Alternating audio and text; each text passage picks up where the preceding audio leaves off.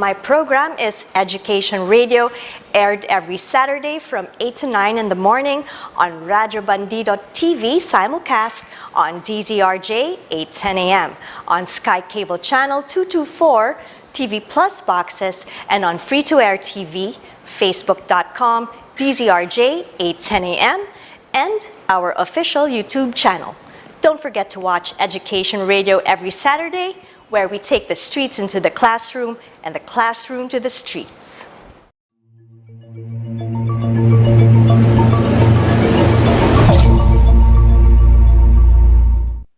Parang naghang yata. Good morning. Good morning. I think we're live now. Good morning, Manila. Good morning, Philippines. Good morning, world. Welcome to Education Radio. And today I have my dear old friend. Hindi naman old. Dapat hindi old. Pero my friend, the tax whiz, Mon Abrea. Mon, welcome back to Education Radio. Good morning, Pia. You look so great, fresh, and beautiful in pink. Ikaw talaga ang original niyan. Thank you. It looks good in me, doesn't it? Of course, and so young as always. Nakaka-intimidate talaga early in the morning with Pia Morato. Magandang umaga to all our listeners and to all who will be watching us on Facebook. So, Mon, I'm kind of excited kasi it seems like the economic team and the finance team is really, coming into place. And I'm happy with the choices.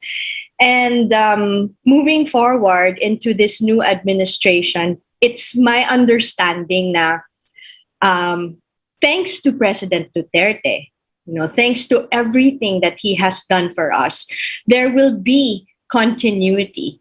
And I'd really like to call this the Duterte legacy, just to be able to define it also, because, the Duterte legacy isn't just about... It's not just a concept, but it has to be taken into parts, di ba? Na kung saan nakikita natin ang progress in the different sectors, in the different areas and agencies of government. So moving forward, in terms of tax kasi, meron tayong utang, di ba? 12 trillion yata ang utang natin. And right now, in the case of especially small and medium enterprises, we are looking at how we can get back. Paano tayo pwedeng bumawi, right? And I understand also, and from our discussions in the past, the train law has actually helped us kasi gradual yung mga nangyayari sa train law in terms of tax. Kumbaga, sa K-12, diba? May K-12 din sa DepEd. Back in the day, dapat gradual yon. Ngayon, meron tayong train law and yung mga nagaganap doon, gradual rin. Isang parte nun ay ang pagbaba ng tax rate. So, tama po ba ako dyan? Kasi, syempre, what we are looking forward to, especially businessmen, the small and the medium businessmen, by January of next year, yung take-home pay, for example, sa mga empleyado naman, on the end of the employees, yung take-home pay naman nila, mas mataas. Kaya lang, kailangan rin natin ng batas. Right? Tama ba yan? Actually, Pia, you're correct na sa train law, dahil gradual yung reduction, unlike sa create law na biglang bumaba from 30% down to 20% for small businesses or those with net taxable income of 5 million and below, corporation, 20% lang sila. Otherwise, regular 25%. So, immediate reduction. Pero sa train law, graduated na siya. At the same time, meron dalawang phase. And in next year, 2023, andun na yung further reduction, additional 5% reduction on the personal income tax rate. Example, para ma-appreciate ng ating mga listeners, if you are earning 30,000 pesos monthly, ang annual income tax mo under the current phase or regime ng train law, nasa 22,000 pesos. Yun yung annual mo, halos 1 month salary. Pero pagdating ng 2023, with the further reduction ng additional 5%, parang half na lang ang babayaran mo, half month na lang yung tax mo at 16,500. And of course, the bigger your salary, the bigger the tax savings kasi mas malaki naman talaga yung withholding taxes mo. And that is what the outgoing finance department is proposing na i-postpone. Yes. Yun yung nangangailangan ng batas, Pian. On the contrary, hindi kailangan ng batas for the further reduction because it is in the train law. Pero yung proposal ng DOF will require a law to amend or repeal that provision na next year na yung 5% reduction. Yes, because that will affect all employees, including the ones that are in the small and medium enterprises. Siyempre, may mga empleyado. Yes, actually, all individual taxpayers, whether employee ka, sole proprietor ka, professional ka, o freelancer ka, you're affected by that because the additional 5% reduction is provided in the train law na yung mismong graduated income tax table ang mag-a-adjust. Kumbaga sabi mo nga, gradual. Ito yung pangalawang level ng reduction o bugso ng biyaya na bumaba pa yung buwis. But we need a law for it. No, the reduction, no need. Pero yung postponement na proposal, there's a need for a law to postpone that. Kasi nasa train law na January 1, 2023, dapat mas mababa you can expect that. And people are talking about it. They're expecting that for sure. Of course. Yeah. Yes, kasi bigger take-home pay talaga for millions of our Filipino taxpayers, especially our employees or middle-income earners. How do you balance that then, Mon? Like, syempre, you're looking forward to more take-home pay, but at the same time, you need to get taxed. You know, kailangan bumawi ng mga negosyante rin. You know, the economy has to rise, and the projection is it will rise. And as Secretary Diokno says, that is the key. Right? To grow the economy. Yeah. Pero alam mo, I like the perspective of Secretary Diokno. Ganito tayo lagi, very positive tayo at the start. Yung administration. Talagang we try to give everyone a chance. But at the same time, a little kick na, teka, you have to look into this. I like the perspective of Secretary Diokno, incoming Finance Secretary Diokno, when he said, not new taxes, but improving tax administration. Kasi alam mo naman, Pia, that has been our advocacy. And we are very happy with the outgoing Commissioner Cesar Dulay na talagang nakipag-partner na nabingi siya sa dami ng ating proposal at criticism sa administration. Nabingi talaga sa atin lang. But it's part of it, Pia, kasi wala namang perfect government agency or institution. And any reform that is not institutional ang level, baliwala, mawawala yan paglipas ng pagpalit ng administrasyon or ng panahon. Kaya dapat institutional yung reform. And we're very happy na the BIR at its current stage talaga nagsimula yung digital transformation. Pero, Pia, I have to underscore that whatever proposal Congress is giving now, the new taxes especially led by Congressman Joey Salceda, dapat supported siya ng budget. Kasi how can you even increase taxes, taxing cryptocurrency, digital economy, and other new subjects? Wala naman, kulang ang budget ng BIR, kulang ang kanilang teknolohiya or infrastructure to actually have a mechanism na ma-access nila yung bank account, ma-access nila yung online transactions. In short, Pia, they are, ang tawag doon, incapable sila, incapacitated sila, not because they are not good, but they need fundings to make sure they have infrastructure, they have capacity building, and they have IT experts in this digital economy. And I think that is not yet available right now. And kawawa si BIR pag nagdagdag tayo ng buwis. Kaya yung tanong mo, paano yan, Mon, kung bababa pa yung personal income tax, tapos may utang tayo. Then time and again, we always reiterate, marami pa rin po tayong mga big-time tax evaders o mga hindi nagbabayad na we really have to run after them. And kung may papasa lang talaga yung lifting ng bank secrecy, we can really open their bank accounts and file tax evasion cases. Lalo na, Pia, yung mga foreign businessmen na nandito sa Pilipinas tapos hindi nagbabayad. Alam mo yun, yung tayo yung ginagawa nilang assistant, tayo yung ginagawa nilang office manager, but their money are literally flowing in and out of the country. They should be taxed. I just read an email, Pia, I won't disclose the name, but I forwarded it to BIR just now before we went on air. She's from the province and she's complaining that there's this company, pinangalanan niya with all the details, na nagpapadala ng mga virtual assistants. So dahil based sila sa Pilipinas, but they are actually working for other countries at may mga employees na hindi naka-declare and may mga operations daw sila na hindi dinideclare sa BIR. That's not fair because for us, especially for ordinary employees, nakaltasan na tayo, wala na tayong kalaban-laban. While Di ba? others are thinking or not even thinking of paying. So, yun ang dapat ma-improve.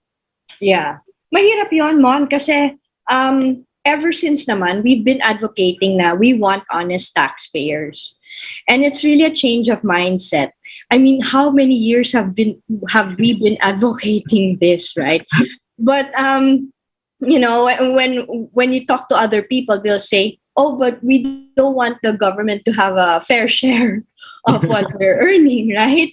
And yet there are other people who are, you know, dutifully paying their taxes or kinakaltasan because, you know, it's the mandate for employees naman in offices as well. So that in itself, that's difficult to instill in the minds of people pa rin, up to now. Agree. Up to now. Because the reality, Pia, like what they did in South Korea, the reality is before you collect taxes, you have to make people appreciate where the taxes are going or how their taxes or hard-earned money will be used by the government. Kaya I think South Korea, if not the only country, one of the few countries na merong tax museum wherein they really showcase the infrastructure, the developments, the benefits that are being provided through the taxes that are being paid by the citizens of South Korea. And sa akin, more than marketing, I think that's something that will make you love more your country and at the same time appreciate your government leaders. Kasi minsan, di ba, with the fake news and the politics, hindi mo na alam, ano ba, may ginagawa ba yung gobyerno ko? Wala, because people are saying, wala. But the reality is, while we are trying to combat or fight against corruption, there are many, alam mo yan, you work with a lot of government and a lot of honest and good, hard-working government officials, including the city of Quezon City, di ba? Alam mo yun, yung parang, they need to see. There should be a tangible manifestation or proof. This is where your taxes go. Pagka yun kinalimutan ng national government or LGU, kakainin sila ng fake news and it will be harder to collect taxes. Kaya nga sabi ko, Pia, and this is already beyond politics. Alam mo naman, we supported a different candidate, but there was already president-elect. And it's no longer, it's useless to talk about what happened during election. It's not, I'm still warping for you though, my friend. Right, diba? For our country, we need to talk about what do we do now? Yeah. And I really appeal to our President-elect Marcos to resolve their tax issues. And I support his proposal, Pia. Napakaganda ng kanyang proposal to protect MSMEs. He's thinking of a tax holiday or further reduction. I am more than willing to help to work with them on that because alam mo yan, Pia, that's at the bottom of my heart, at the core that's of our advocacy. Trust. Yes. Protect the small businesses. The big businesses, they can take care of themselves, whether there's a incentive, tax holiday, or more taxes, they can deal with it. But the MSMEs, a lot of them shut down, a lot of them are baon sa utang, a lot of them are still crying now and wondering what to do with their lives or what happened to their dream business. We just need them to give them spark of hope. And President-elect just, alam mo dun siya magaling konting magsalita, but he mentioned it and I remember it vividly, Pia. He said, we need to help the MSMEs. Sana yung pagsabi niya na tax holiday, even during his campaign, sana talaga pumasok dun sa socio-economic priority agenda nila. Like what happened under the Duterte administration, na yung tax reform naging number 1. This time, kahit di naman number 1, at least mauna yung mga MSMEs. Yeah, it is a priority for him and I'm happy to hear that as a small business owner as well, diba? We want to see everyone just move forward. Pandemya pa naman, right? So talagang we understand na yung sinasabi ng tao, anong nangyari na sa mga dream, jobs natin or dream business natin. And it's very reassuring that this will be given priority. Apart from being protected, it's also the ease of doing business. Exactly. My gosh, friend, diba? The ease of doing business where, Filipinos, they have to look inward na. Hindi yung, alis na lang ako ng bansa. Diba? Yeah, I mean, wag magmaktol. I mean, that's part of it. That's part of life. And we have to see ourselves as contributor. Dapat lahat tayo tinitignan natin sarili natin, how we can help our country the best way we can. and giving our 2 cents, whether opinion, suggestion, or criticism to the government may be part of it, but it should not end there. Dapat may action, dapat action-oriented, and we have to be productive citizens, Pia. Like in your show, regardless sinong nakaupo or sinong administration, we continue to educate, to advocate for education, quality education, information, fight against fake news. Doesn't matter who's in Malacanang. Yeah. Because this We've is been what doing this our for so people long deserve. anyway. Exactly. Diba? Regardless of Regardless. that. Yeah. Yes, because we really want to help. But you mentioned like speaking of contributor, Secretary Diokno incoming is said that we are a net contributor to the IMF. And sometimes, well, lately it has been sparking aha moments for people na, nga pala, no, I forgot about this. But maybe you can explain that also to the public. Alam mo, it's important that we see ourselves as member of the international community. And when it comes to the IMF, hindi naman pwede. Alam mo yung hindi masamang mangutang. We always say this, hindi masamang mangutang, but we need to, it becomes our credibility. Pag hindi tayo nagbayad, masamang bad record. Pag nagbayad tayo, that's actually part of our credibility as a country, as a nation, that we are able to pay our debts. And kaya nga sa ating national budget, Pia, laging nandun ang debt service. Meaning, parang kumbaga sa car loan, home loan, personal loan, meron tayong amortization every year. So, inaalat ng Congress siya na meron tayong pambayad dito sa inuutang natin, which is increasing na. Actually, to date, it's more than 13 trillion na. So, with that national debt, we really have to take seriously na our GDP should, kumbaga, really increase collection. Kasi pag sinabi mong increase GDP, economic activities is high. Pero hindi pwedeng mataas yung activities pero walang nagbabayad ng tax. The same way, hindi pwedeng ang laki ng kita ng mga large corporations. And we see that not just on the news, sa magazine, sa Bloomberg, na sino yung mga nag-positive ang kanilang stock price and all. Pero ang taxes nila going down. We have to see taxes as an essential element, not just of doing business, but of improving our economy. Yes. That for hindi naman for every peso, but the reality is yes, because it's a percentage of our income.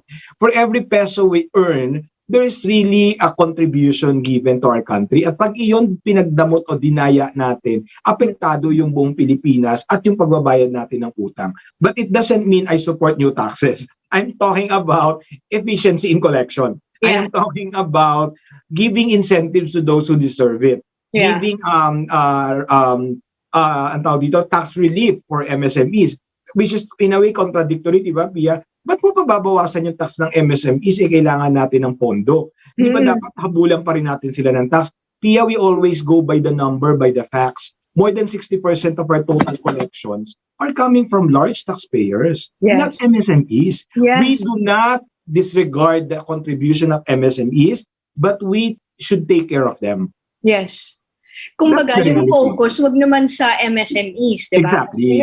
May mga mas malalaki pa. Tama naman yan. Because even Secretary Diokno says that we are in a better place right now because Duterte has left us with a better tax structure. Right? And I'm sure you and I agree about this because maybe we don't mean to compare, but we need to show the footprints, right? From the past and into Duterte. Because when you and I got into the Duterte administration on taxes, we were coming from somewhere, right? Yes. And then President Duterte made it a priority. So let's go back into the footprints on taxes and why President Duterte has left us with a better tax structure. Agree. In fact, sabi nga natin, Pia, diba, in every administration, we have to highlight the good things, the accomplishments. But at the same time, we demand for more improvements or we help to make sure that there will be more improvements. Under the Aquino administration, we failed to lower our taxes. But under the Duterte administration, we succeeded in lowering our taxes. But what remains to be a challenge is the full automation or digitalization of BIR, which was started significantly under this administration. And we should not ignore that because now you can transact with BIR without going to BIR. Now you can file, register without going to BIR. And it has never happened in the past. And in a way, blessing in disguise that the pandemic happened, that it kind expedite the entire process. Kumbaga nasa pipeline naman talaga siya Pero baka ngayon pa lang may implement. But because of the pandemic, mas na-push siya and talagang pinrioritize siya ng BIR. And we are grateful, we are thankful to the leadership in the Bureau of Internal Revenue, Commissioner Billy Dulay, to all the deputy commissioners, to all the office officials at BIR for being open-minded, welcoming in terms of our suggestions. The partnership that we have been doing, Pia, alam mo yan, I also, medyo naging host tayo for a while, diba? I hosted an online show for BIR in Action Live. And we did this not because we want to hide what is wrong. We did this because we want to inform the public of what they need to know, their rights, their responsibilities, the consequences of not paying taxes. And that at the end of the day, as citizens, we ought to be part or we ought to help our government. We cannot just criticize our government kasi pagka pumalpak at hindi naging successful ang gobyerno o kahit sinong administrasyon, tayo naman din ang maapektuhan nito. Correct. Tama yan. I also want to know, Mon, most of our debt kasi is domestic, right? So what does that mean for our viewers and listeners? How do we explain this further for them?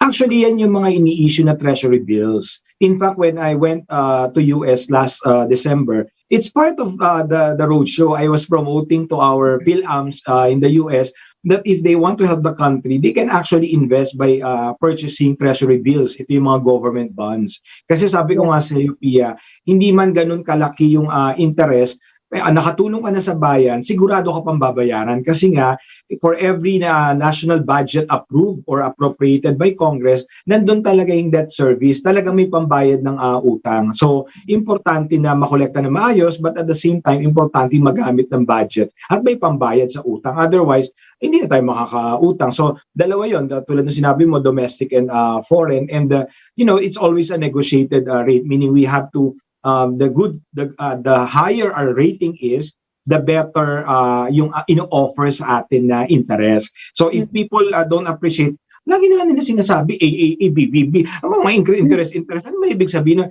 It means we are in a better position to loan or to get financing from foreign sources na hindi tayo hindi tayo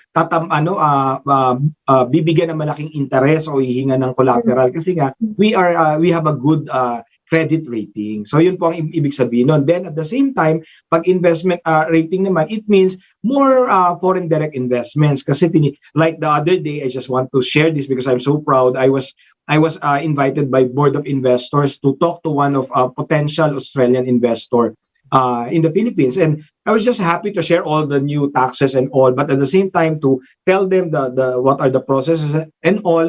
Then, alam mo yung parang sabi ko, wow, this is really being part of bringing investment in the Philippines, di ba? So, sana ganun yung perspective natin, how we can help, especially kung meron tayong mga expertise. Let's not waste it by just crying out loud on social media. Let's use our expertise to educate, yes, diba? To collaborate with the government, but at the same time, to strike a balance na hindi naman tayo puro papuri. Pag may mali, we really have to, diba? We have to raise it. Otherwise, maliligaw tayo ng landa. So, and that's, I think, exactly even our friendship, Pia. We don't need to be on the same side all the time, but we talk, we communicate because it's key. If we do not communicate, someone will die or lose their identity in the process. Diba? Yeah. And sayang naman yung mga paghihirap natin para sa bayan, so many years. But it's built on real friendship and I'm so honored, Mon. In fact, I nominate you to be the next BIR commissioner. You have to let me study first. I humbly nominate you. If anybody's listening to me on this. Pia, my friend, very much aligned with our advocacy is to improve ourselves. Like you keep improving yourselves, you keep studying, you keep exploring other opportunities and learning. Ako ganun din. I've been postponing this and finally, I am so excited that my luggages are ready that I'll be going to Harvard in 2 weeks. So, when I return, actually even when We'll return better with more knowledge. Yeah, and while I'm in Harvard, knowledge is power. Yeah, while I'm in Harvard, Pia, I'll make sure to promote our country, to help, to collaborate online, and to continue to be part of governance, especially on tax reform. Hindi naman tayo pwedeng tumalikod o iwanan natin yung bayan natin. And pagbalik ko, sabi mo nga, a better me, di ba? Kaya nga pati ang buhok ko nag-ibang kulay na. Because we're so excited to a new phase, to a new chapter na Yeah. magiging estudyante ulit ako. And this is exciting because there will be more challenges, PA. We cannot just be Yes. complacent na alam ko na yan, abisado ko yan. No, we will be, Yeah. I will be learning a Learning lot is from- lifelong, Mon. And it's Exactly. something that we have to incorporate even in the youngest of the young, And right? I'm excited to learn more from from the leaders of different countries. I have mga local government leaders, senators, legislators from different countries as my classmates, 'di ba? Parang 'di ba pag tinanong nila ako, "So what do you do in the Philippines?" "Oh, I'm just a celebrity." Well, yeah, pretty much you are that. I sing, I My perform. celebrity friend. Now, in terms naman of GDP, Mon, so we're hoping that we could go back to 3%. Where are we now? I'm not sure with the latest because I think the last one is close enough. But the reality is we're talking about the pre-pandemic and the projection pre-pandemic. Kasi dalawa yun eh. It's either we aim for going back with the our pre-pandemic. GDP before the pandemic happens, or to proceed already with the projection before pandemic happens. So Yeah. either we go back or we already parang ang tawag doon, escalate Move forward. Yeah. Okay. rate. Pero ako I'm a supporter of outgoing NEDA Chair Carl Chua. I believe in his brilliance. So when he says we will not suffer like Sri Lanka, I believe him. Alam mo yun, hindi naman politiko si Carl Chua. So when he says that we will attain it, I trust that he did all everything that he can to make sure he gives us the correct projection or numbers. So Yeah, I don't think I'll criticize that. Yeah, I think it's about going back to our growth trajectory, Trajectory, oo. which is 3%, Mhm. right? So that's pre-pandemic, Mhm. before the pandemic happened. And this is, if we're going to go back to that, this would solve like our debt issues. Well, that's exactly what should happen, and we are also very grateful to outgoing Trade Secretary Mon Lopez. You know, we have worked with Hello, Sir Juan! with a lot of public servants, and we're just grateful na pagka meron tayong concerns, they attend to it right away. Pag meron tayong issues, they discuss it with us, and we even guested them here in your show. So parang sana we continue to have that partnership with the government na they do not look at us as kaaway or critics lang, but partners. We are partners in governance. Good governance or governance should be shared. Shared governance. Hindi siya pwedeng Yes, definitely. kung sino lang yung Everyone has- nakaupo. And tulad ng sinabi mo with the economic team of President-elect Bongbong Marcos, I honestly felt na he means unity. I mean, Yes. he really means business. So I hope that will continue. And I hope we will see more credible people being appointed in government. Because again, whoever is entrusted with the cabinet secretary position will more or less direct us to where we should be going, diba? So we need to make sure that the president will be given all the assistance, the guidance, the recommendations to make sure he does not recommend just the best, pero yung talagang merong purest intention to help our country. Yeah. It's not easy. It's to not easy. serve. For sure, marami nag-a-apply, di ba? We've been there when Yeah. we're still here, right? It's really something we're doing for our country, for our children, diba? The next generation, who will be the next generation of leaders anyway. But let's talk about poverty naman, our poverty rate.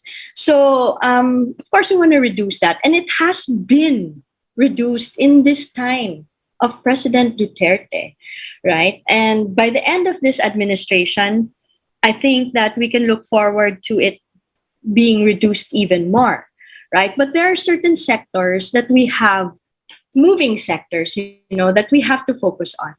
The biggest one probably would be agriculture, Mhm. right?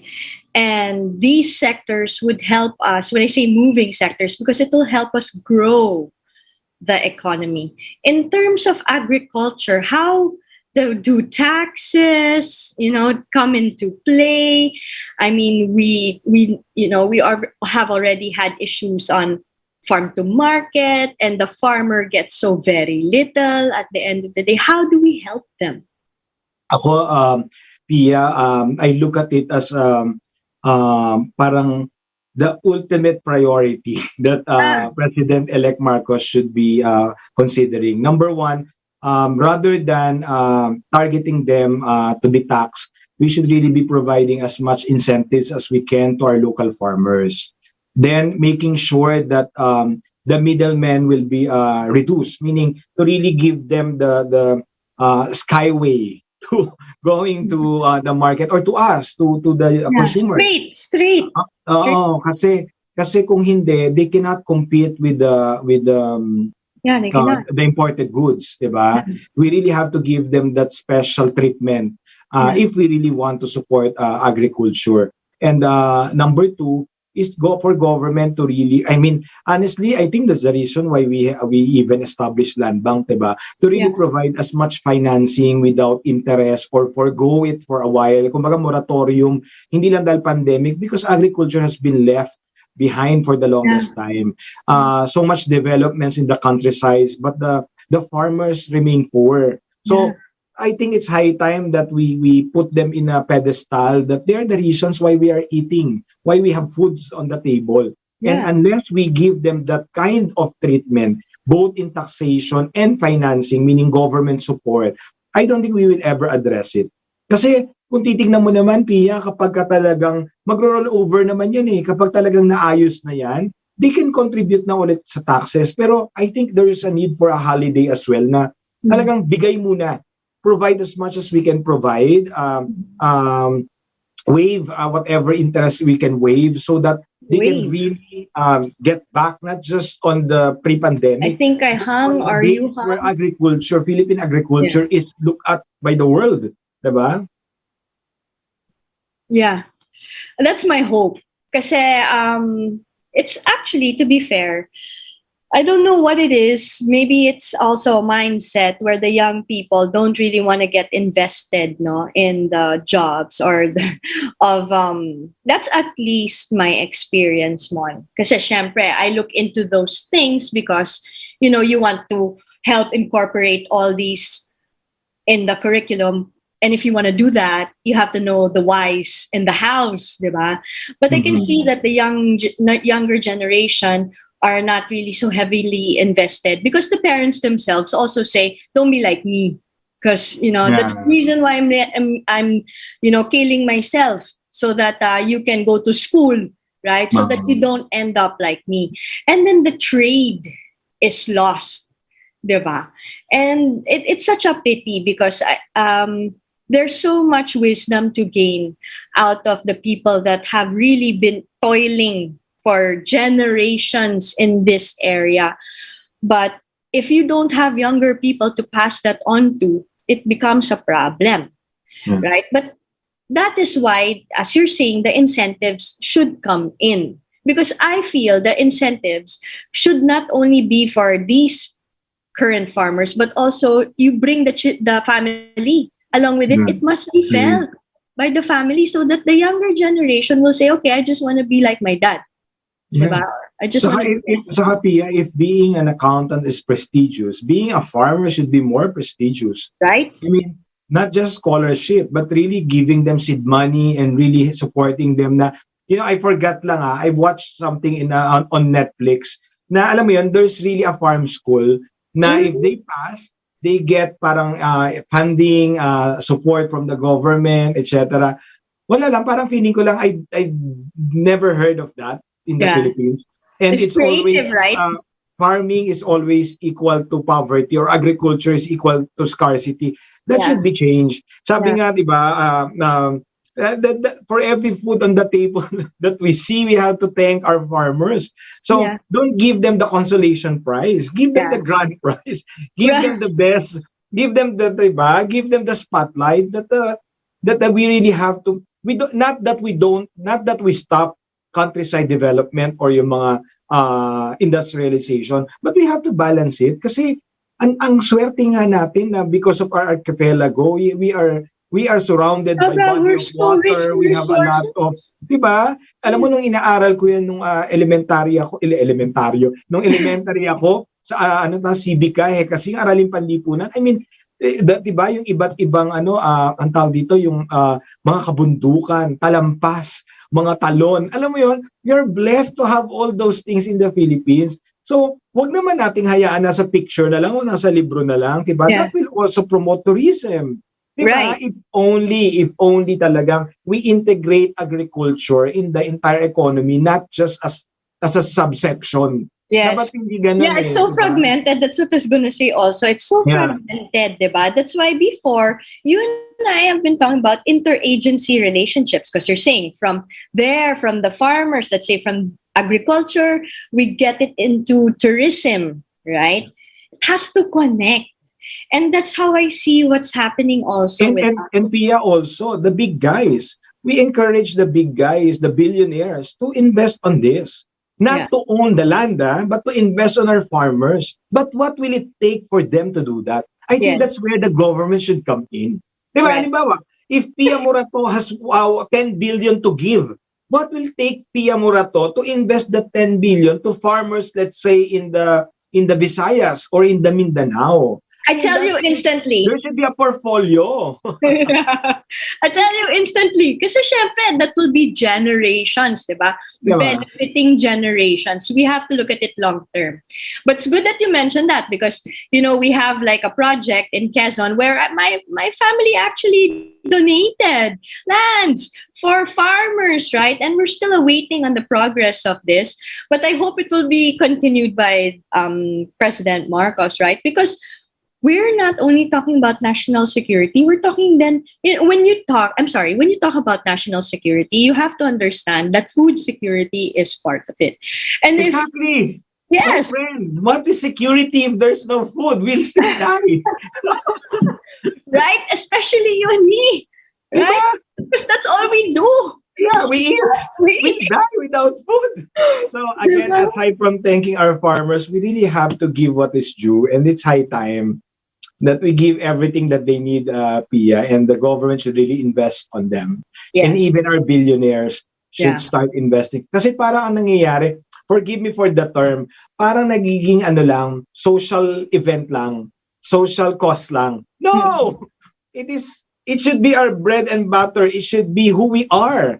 Not that we should all be farmers, but we are an agricultural country. Yeah. We do not just change it just because we want development or we want to be competitive in the ASEAN region.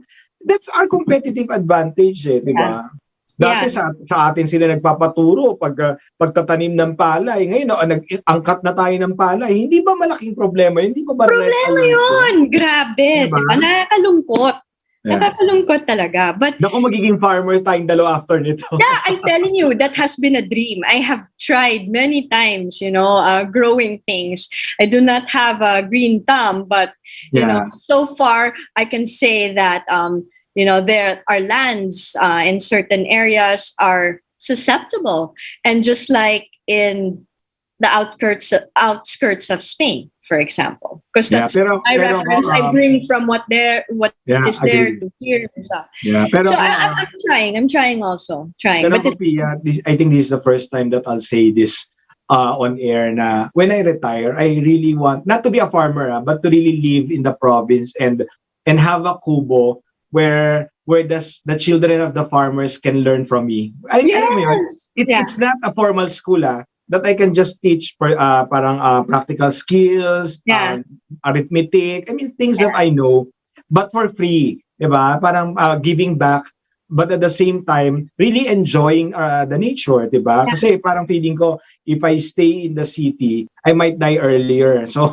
to prolong my life, I'm thinking of early retirement and really settling down in the province na talagang bundok or probinsya talaga, bukid talaga. Pareha tayong dream. Diba? Oo. Malapit na yatang mangyari yan. Hindi ko alam. That's why I'm trying to do I'm pursuing it. I'm trying to do everything to help as much as I can with the Yes, business, the yes. government, advocacy, diba? With everything that we're doing and improving, still improving myself. Para while I have the might, the youth, if there still is, Yeah, and yes. the Yeah. the time to do everything, magawa ko siya, ma-maximize, ma-accomplish natin siya. So I can peacefully retire later on. But I guess it should not just be seen as a retirement, but really as a career for a lot of our Yes, Filipinos. definitely. That's exactly what incoming Secretary Diokno says, where we must focus on the growth. There's a reason why we're talking about this. Kasi growth nga eh. Paano natin ipapaunlad yung mga, like in the provinces, like what we're saying, the farmers, the fishermen. I'm also very focused on fishermen lately because really it has been difficult for them. I go often in the provinces also, and they do not have the, modern ways or technology, right, to really do their jobs there, right. But then again, if we want growth, we have to solve also the tax problem. Everything is so related, and Because it's the lifeblood of the government. Without taxes, we people cannot don't fund. see this sometimes, right? Puro growth, tapos separate yung tax, right? But it comes together kasi you're looking at the whole country as one, right? You want to grow it at the same time individually, you also want to grow. So what would you propose now in terms of a tax structure, right? For the incoming administration, because we already at the moment with Duterte, we already have a good one. Yeah. Ako, Pia, I've mentioned this in the past with some of our legislators, and I will again push for it under the new administration.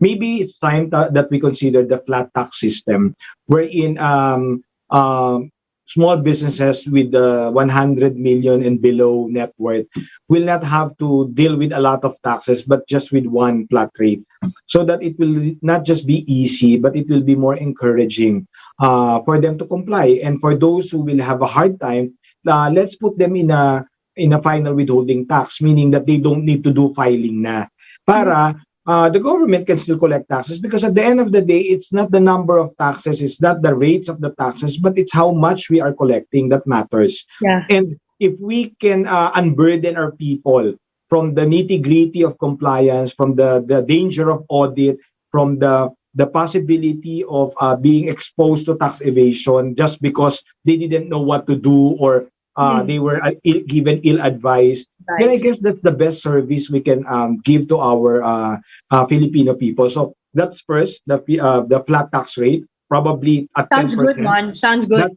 Probably at 10%. Wala nang income, wala nang VAT, just flatted. Flat. Then second one sounds is good. the what exactly President Duterte vetoed. He wanted the general tax amnesty to be passed along with lifting of bank secrecy, but the Congress never acted on it. Ang linaw ng veto message ni Presidente Duterte, lagyan nyo ng lifting ng bank secrecy yan, kasi dadayain nyo pa rin yan. How would BIR know that you are declaring your true net worth, availing of the amnesty? Remember, under the general tax amnesty, Pia, the government will forgive and forget everything. Iuwi lahat ng interest, but you have to pay a certain percentage based on your net worth. And this is better, a lot better than what other sectors are proposing as wealth tax. You do not persecute the rich just because they're rich. Imposing wealth tax is like telling me, I'm rich, I need to pay more, as if I did not pay.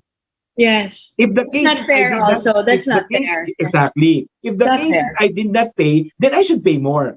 But if I paid already, it is like penalizing me just because I'm rich. Yeah. So the general tax amnesty is fair because it doesn't look at the income level, whether you are small, medium, large, ultra rich, billionaire. If you fail to declare all your income in the last 30, 40 years with a general tax amnesty rate based on your net worth, then the government, BIR, will forgive. I like that. I really like that one. That would solve a lot of that will really encourage more compliance, diba? And of course, the third proposal is to really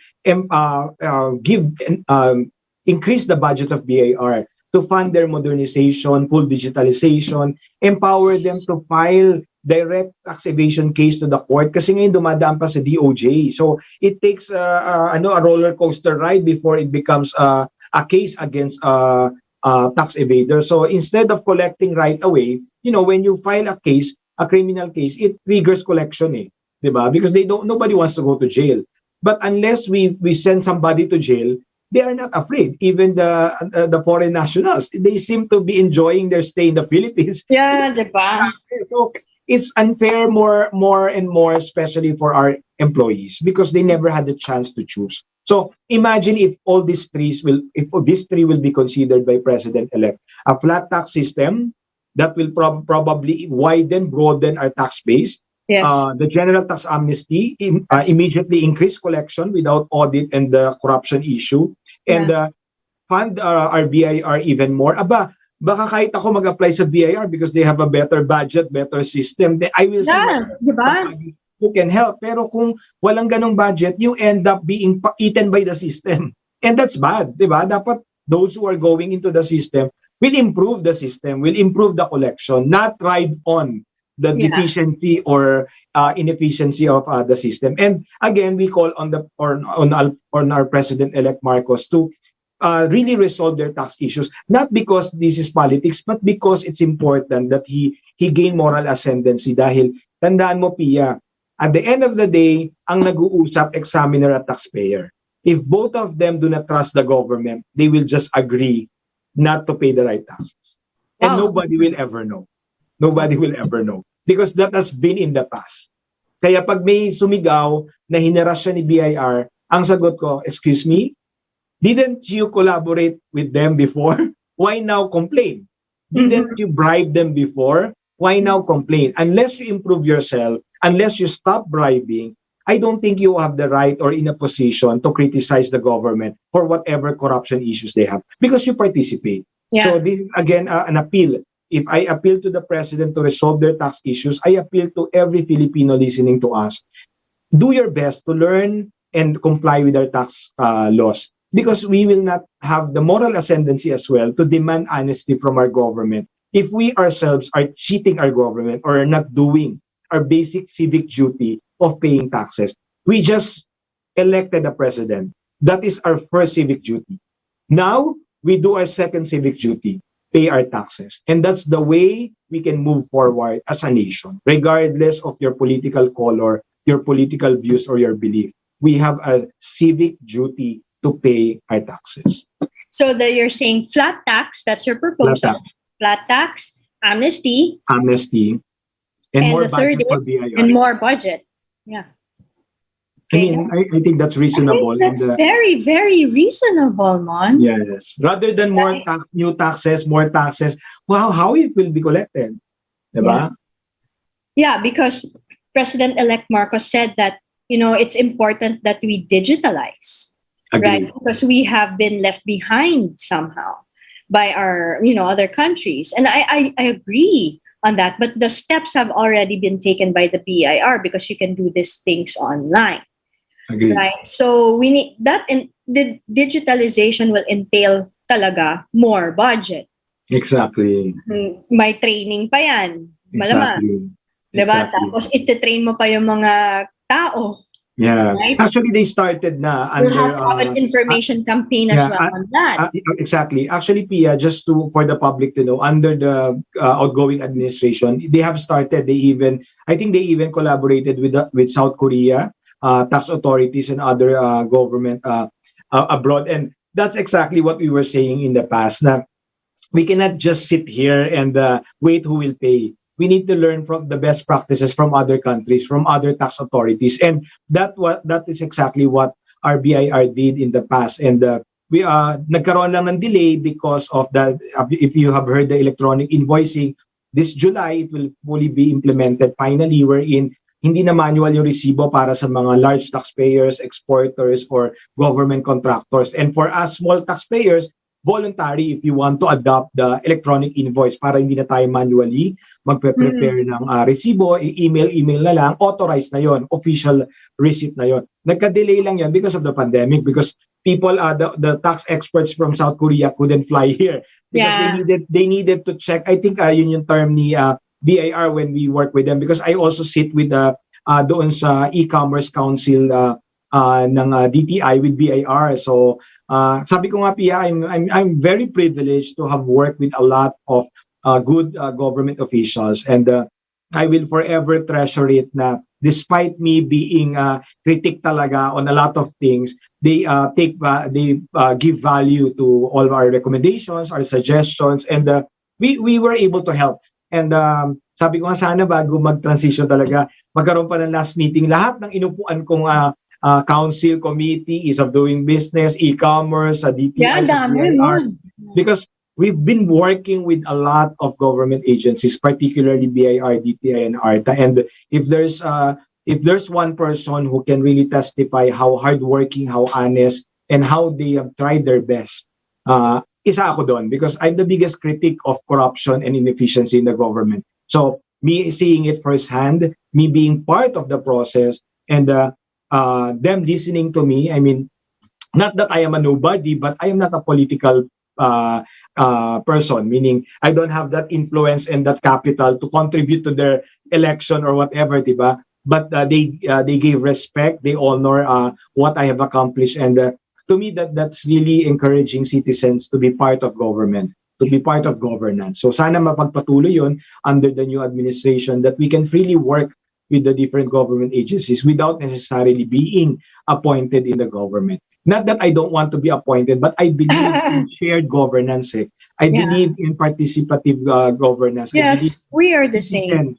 Really being involved in governance. Right. And we're trying to educate here. And you know, Mimon, we always say naman na education should not be politicized, right? If we really want to learn, if we really want young people to hone their critical and analytical skills, right? So we cannot make it also political, right? We're just trying to educate everybody on what needs to be done, right? We want to move forward, diba? We want progress naman. So we need to learn. We have to have an open mind. But yeah, Mon, you know, despite the surge in January of this year, you know, Omicron happened to us, right? Secretary Diokno was also saying, incoming Secretary Diokno was saying that our economy actually grew. So that means we're doing something right. Yeah. Despite a pandemic, right? Agree. What is it that we did right? And moving forward, how could we even make it better? Well, I think the first thing that happened is the realization that we have to stop blaming each other or blaming the government, but really putting action and to pivot, to adapt, and to really transition to the digital economy. Meaning we don't need to be a tech company to adopt digitalization. Like even in our business, in the tax advisory, we have really pivoted. We've been doing a lot of webinars in partnership with the government and exclusive webinars with corporate clients. I mean, it doesn't happen in the past. It doesn't work that way. But we were able to do to work with a lot of projects, even with World Bank, everything online. So if companies were able to pivot, I guess like in our company, we were able to double our revenues by just continuously doing online and without compromising our core values and our core expertise, which is taxes. And we have published a new book and launched a new app. So in short, a lot of things are possible. You do not use pandemic as an excuse not to operate or not to deliver services. In fact, you should use pandemic to challenge your company, your organization, your resources to really maximize it, so that you can help more people deliver your goods or services. And also in partnership with the government. Kasi imagine mo, DTI extending a free interest loan, DOST providing also training, same with DTI. So imagine mo, ang daming resources na binabato o binibigay ng government to help a lot of companies. And not to mention, of course, not to forget, of course, BIR extending the deadlines, waiving some penalties, interest, so that taxpayers can continue to comply without dealing with so much penalties which are beyond their budget and so on. So yung mga ganon, I think we expect that more companies grew their revenues. Those who were not able to grow their revenues, I think it's peculiar to the industry na. But in general, a lot of companies actually made more revenues now more than even beyond the pre-pandemic, because they were able Because to it's hopeful for sa mga nagsasabing kailangan nilang bumawi. Yes. Diba? Because after 2 years, Pia, we should have learned. We cannot keep complaining and reacting. We should already be responding positively and taking advantage of the opportunities. Diba sabi nga nila, even in crisis, there's an opportunity. And we saw it. We saw it, and we continue to leverage on it, and we continue to collaborate with different brands, companies, and government partners. So I do not see the pandemic as a reason for entrepreneurs who are planning to start their dream business not to do so, because as our Secretary Mon Lopez says, just make it pandemic proof.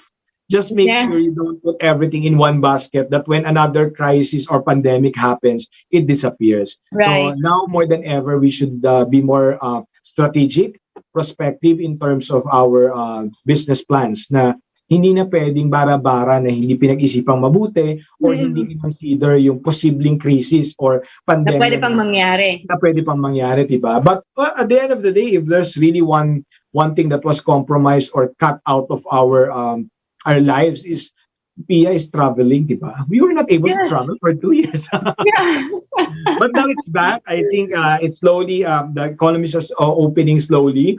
I miss my family in Spain. Diba? A lot of people are going to Spain. Yeah. I don't know why.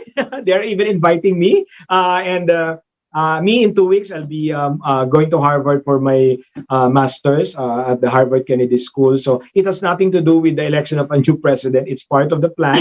And I've been asked kasi Also in Harvard, by the way. Nag-aaral din ako. Yeah, I was asked by Tito Boy the other night, are you leaving the country because of the president-elect? So no, it has nothing to do with election. You don't get admitted to Harvard just because a new president was elected. Exactly. I applied. I went through the process. So it's just funny how people react on some things, diba? So Boy Abunda is credible, so you'll take it from him that you are not leaving the country because of elections, okay? Yeah, so I hope that will be our perspective. We continue to evolve, to adapt, and to really see ourselves as a contributor. And we help our country, the new administration, to achieve our dream Philippines if we will work together and have a shared governance, shared values, in really making sure that the Filipinos will be respected, not just in our own land, but by the whole world. That's right. I'm with you there, my friend. Till the next time, I hope that you enjoy your studies in Harvard. Right? Surely, definitely. Ako online lang, pero I'm learning a lot. I'm really learning a lot. And I wish you all the best. And I'll see you soon when you get back. But I'll see you before you leave kasi may utang pa ako sa'yo. I thought you were going to Harvard to see me. Why not? I hope you'll have time. Yeah, but yeah, I just have to mention that our new book is already available. So companies, organizations can actually do a bulk order. 100% of the proceeds will go to our foundation, Center for... Yeah, there's something covering it. Okay. So, Center for Strategic Reforms of the Philippines. So this book is part of our advocacy, and you can already do a bulk order. There's a QR code, or by next week, it's already available on Lazada and Shopee. So it's the latest, and all the tax updates is there. And you can also use the QR code to try our Tax Risk Page 2.0, so that when it's available in Google and App Store, you can start filing your taxes using our app. Take a picture na lang, Pia. Wala nang manual. So all these things is part of our advocacy to make tax compliance easier and simpler. So maraming salamat, Pia. And yes, see you before I leave. Yes, I'll see you. In 2 weeks, I'll see you. And thank you, everyone. Thank you, Pia. Thank you so much. Bye, my friend. Thank you. Goodbye, everyone. This has been Education Radio with Pia Morato. Hasta luego.